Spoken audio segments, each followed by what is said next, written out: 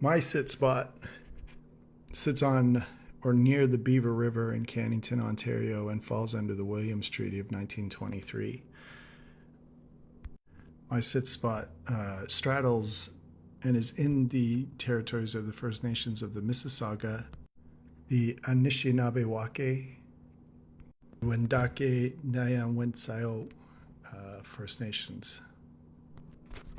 Specifically, where I live, that being Durham Region, Brock Township in Durham Region has several First Nations communities. The Mississaugas of Scugog Island First Nation, Alderville First Nation, Hiawatha First Nation, Curve Lake First Nation, and the Chippewa Nations of Georgina Island, Beausoleil, and Rama. My name is Todd McCullough. I'm a 49-year-old single father with family connections to Durham Region. My family immigrated here, my surname anyways, back in 1835. My family makes up of Canadians that are of Irish, Scottish, French, and English descent. A lot of loyalists from the United States came up and joined my family through marriage.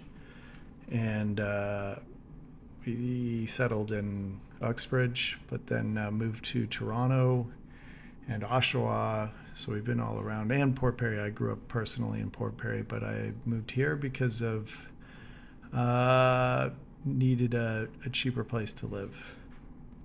Personally, I've always been and have felt very connected to the land, more so than I think most people with my background. My father was really into camping and the outdoors, so we did a lot of that growing up. And my brother and I, my older brother and my sister, we all became pretty interested in it. My brother really a lot more so. I've always had aspirations to get outdoors more often, but since becoming a father, it became harder. And then when my wife passed away, and due to financial constraints raising two kids, it was just harder and harder for me to make the time to get outdoors. And so it's incredibly important for me to walk daily, multiple times a day, this small tract of land, because it's the only thing that I really have that connects me to the land itself. The whole area around here has really kind of been ruined and taken over by farmland. And it's nice that people have tried to sort of bring back some of the wilderness in this small area of Cannington and Brock Township.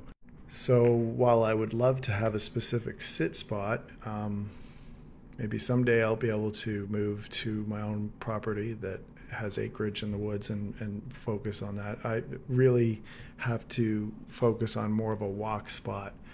There's not often that you see many other people walking through these woods, but you do run across other people, and then you ultimately just end up saying hello and talking, especially if you know the person from town.